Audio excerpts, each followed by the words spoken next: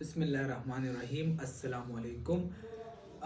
Today आज जो हम टॉपिक पढ़ेंगे उसका नाम है पैरासोमनिया। पैरासोमनिया जो है ये नींद के दौरान कोई ऐसी हरकत करना, नींद के दौरान ऐसी चीज़ों का आना जो नॉर्मल इंसान में नहीं होते, तो इसको पैरासोमनिया कहते हैं। ठीक है, तो इसको हम कुछ इस तरह डिफाइन करते हैं कि it is an abnormal behavior, or these are the unusual activity or unusual events which occur during the sleep. So parasomnia का मतलब क्या है कि वो एक्टिविटीज जो नॉर्मली स्लीप के दौरान नहीं होती, लेकिन जब एक इंडिविजुअल स्लीप के दौरान ये एक्टिविटी करता है तो इसको पैरासोमनिया कहते हैं। पैरा का मतलब है एसोसिएटेड और सोमनिया का मतलब है स्लीप। तो वो एक्टिविटीज, वो एबनॉर्मल एक्टिविटीज जो स्लीप के साथ एसोसिएटेड हो तो उसको पैरासोमनिया कहते हैं। आप लोगों को एक आइडिया देने के लिए, ताकि आप लोग फिर इसको आसानी के साथ समझ सकें, इसमें जो है स्लीप वॉकिंग आता है। कुछ लोग जो है वो नींद में, आपने देखा होगा, वो चलते हैं। इसमें स्लीप टॉकिंग आता है, कुछ लोग नींद में बोलते हैं। ठीक है, इसके साथ जो है टीथ ग्राइंडिंग आता है, अपने दांतों को जो है वो चबाते हैं।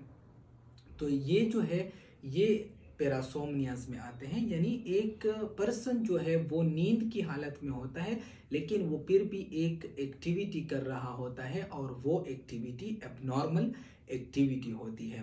अब हम पैरासोमनिया को डिवाइड करते हैं 3 में। एक जो है नॉन आरईएम पैरासोमनिया है, एक जो है आरईएम पैरासोमनिया है, और तीसरा जो हमारे पास है वो है स्लीप एवेक पैरासोमनिया। यानी स्लीप के हमारे पास जो है 2 मेन स्टेज हैं। एक नॉन आरईएम स्लीप है, non rapid eye movement sleep है, और एक आरईएम स्लीप है। तो इस बेस पर हम पैरासोमनिया को भी डिवाइड करते हैं। तो इस स्लाइड के जरिए मैं आपको क्लासिफिकेशन बताऊंगा पैरासोमनिया की। तो number 1 is non REM parasomnia और नॉन आरईएम एराउजल डिसऑर्डर। दूसरा जो है वो है आरईएम पैरासोमनिया, और तीसरा जो है वो है स्लीप एवेक ट्रांजिशन पैरासोमनिया। यानी जब हम स्लीप से एवेकफुलनेस की तरफ जाते हैं या एवेकफुलनेस से स्लीप की तरफ जाते हैं, और उस वक्त जो पैरासोमनिया होता है। अच्छा, अब जो है हमारे पास आज जो हम टॉपिक डिस्कस करेंगे पैरासोमनिया में, वो है नॉन आरईएम पैरासोमनिया। ठीक है, यानी नॉन आरईएम स्लीप हमारे पास डीप स्लीप होता है, और इसके दौरान जो पैरासोमनिया होता है उसको हम नॉन आरईएम पैरासोमनिया कहते हैं। तो चलिए इस स्लाइड के जरिए मैं आपको आसानी के साथ बताता चलूं। It is the recurrent episode of incomplete awakeness from the sleep, okay, which is characterized by sleepwalking। और स्लीप वॉकिंग के लिए मेडिकल टर्म कौन सा यूज होता है ये आपने याद रखना है, दैट इज सोमनेम्बोलिज्म। तो जब हमारे पास सोमनेम्बोलिज्म या स्लीप वॉकिंग हो, और स्लीप वॉकिंग के दौरान उस इंडिविजुअल को पता नहीं चलता कि मैं चल रहा हूं, और उसको आप सिर्फ उस वक्त ही रोक सकते हैं जब आप उसको बहुत ही एक्सेसिव स्टिमुलस दे दें।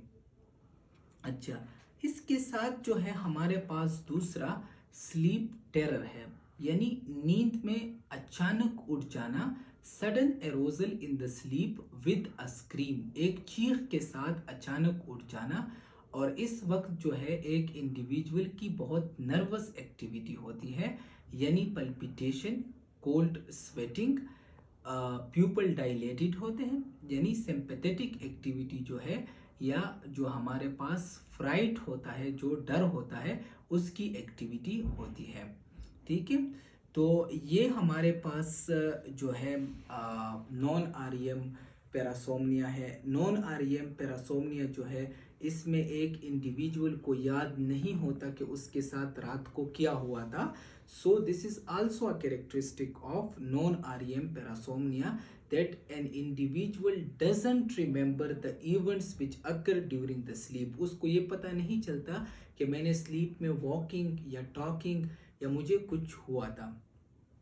अच्छा, आज जो हम एक टर्म समझेंगे वो है सेक्सोमनिया. सेक्सोमनिया का मतलब ये होता है कि जब एक इंडिविजुअल अपने पार्टनर के साथ स्लीप में सेक्स करता है और वो जो है वो बहुत हार्मफुल भी हो सकता है, क्योंकि पेशेंट जो है या वो इंडिविजुअल जो है वो फुली स्लीप में होता है और वो अपने पार्टनर के साथ इंटरकोर्स करता है. तो इसमें जो है वो अपने पार्टनर को जो है नुकसान भी पहुंचा सकता है. और इस किस्म के जो पेशेंट हैं उनको खुद पता नहीं चलता, बल्कि उसके पार्टनर जो है वो प्रेजेंट करते हैं इनको क्लिनिशियन के साथ. So this is called sexsomnia, means sex during the sleep but the patient is not aware. Thank you so much.